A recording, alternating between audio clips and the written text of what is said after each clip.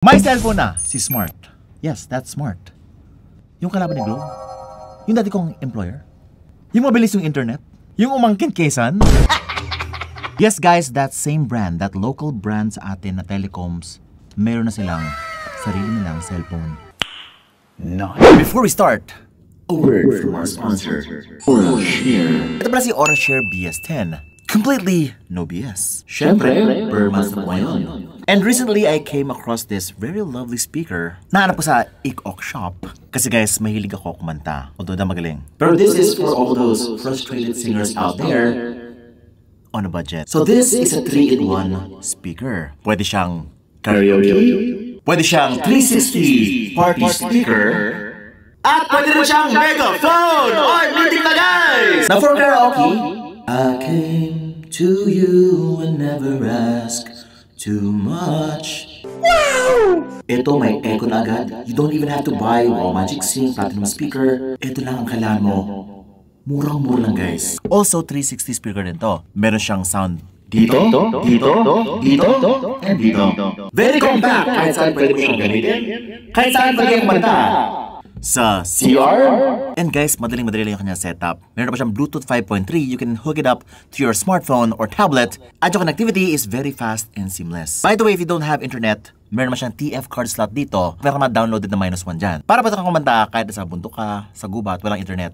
Pwede. Nice. And yes, this already comes with 2 microphones. Para pwede kayong make a duet. Sing along, no?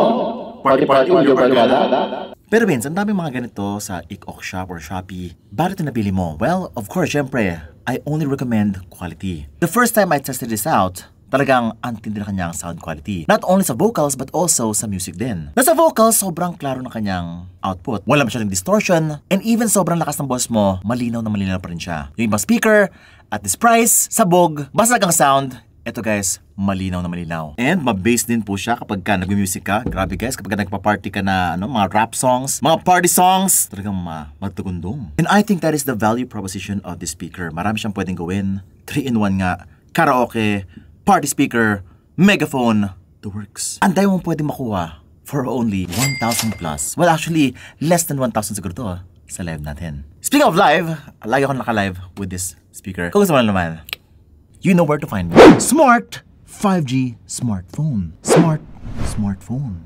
Kailan kaya si Globe? Kayo pinagtatawanan nyo si Smart o ito para sa inyo? Meron siyang 466,000 points sa Antutu benchmark pero 5K lang po siya. Seryoso? 120Hz refresh rate, 8128 UFS 3.1 pa yung kanyang storage. May 5G na! May 5G na guys. 5K lang. May DTS audio pa. Wow! 50 megapixel AI camera. Kabahan na si Cherry Mobile. Kabahan na si MyPhone. Mana pala yun? Well, kabahan na si Globe. Now, in reality, it's actually a ZTE Blade A75 5G smartphone. From ZTE. Pero mukhang si Smart yung distributor nito. A rebranded phone. But is it actually worth it? Let's find out. Tapos binge watching Unbox Diaries. Ooh. So yung box ay smart na smart. Parang may SIM card sa loob. Parang yung Wi-Fi LTE nila. Napakat Wi-Fi. Pero guys, cover lang po to. This is the actual box. Blue and white color siya. Globe. Globe. Pagbukas mo, globe underneath. So meron mga specs dito sa harapan. 8128. Uy, 5,000 mAh large battery. A75 5G.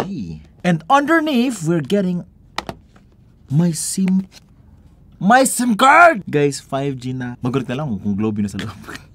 Pero example ng SIM card, guys. And SIM ejector pin, the screen protector, quick start guide, the warranty card, and the jelly case. Eto na po yung phone. Uy, bilog. Maganda ba ang camera nito? And look at this. Meron siyang lever para buksan yung lalim. Meron siyang 10-watt charger at USB Type-C cable. And that's pretty much it. Ito na siya guys. Here we go. Uy. Wow. Medyo malaki siya na phone and ang laki din na kanyang camera module sa likod. Signifying that this could be a camera-centric device. At mukha isang color lang po to. Color black, diamond black. Meron siyang red na part dito pang record. By the way, 50 megapixel AI camera pa daw siya. yung nasa gitna. Yung isa ay baka depth sensor lang siya. Now, the back of the phone is glossy. Napaganda ng feels. Yung nga lang, parang since glossy siya, fingerprint magnet po yung kanyang likod. The body is plastic lang. May headphone jack pa siya. Naku, nice. I just don't like the ZTE 5G model. Marami nakasulat sa ilalim, dito sa baba. At mukhang single firing speaker lang po siya. Nasa taas po banda, hindi po sa ilalim. Nasa earpiece. Very simple looking phone. Pero yung loob niya is not that simple. In fact, pagbukas ko pala ng phone, oh my god, napakabilis ng galawan, 120Hz refresh rate pa, sobrang smooth. This kind of feels like a mid-range phone na, nasa 12,000 pesos mga ganun. Pero guys, 5K lang po to?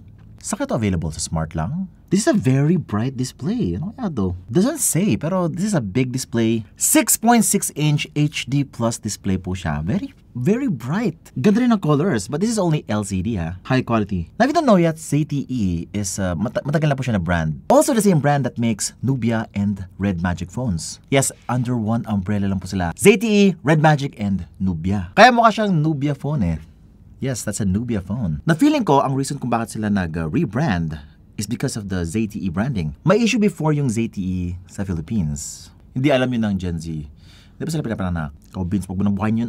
But joking aside, I've actually have been to China and talked to their team. ZTE, Nubia, Red Magic, whatever you call them, sobrang high-end po lang research and development. Actually, pretty much every phone that I've reviewed from them, Nubia, Red Magic, lalo na Red Magic, sobrang grabe yung phone na yun. Sa display pa lang, malayong-malayo na from Tecno Infinix phones. Very bright and very vibrant display po sila. Yung smoothness, kitang-kita mo sobrang smooth niya. Yung nga lang yung speakers could be better. Medyo mahina kasi for my taste. And meron pa siyang headphone jack dito. Nice. Para sa private listening. Yung action, no? Pagka, syempre, maingay yung phone mo. Kardulisa, maingay yun. Now, syempre, nagulat ako. Pagbukas ko na Antutu benchmark, it's actually 466,000 points Antutu benchmark. This is fast.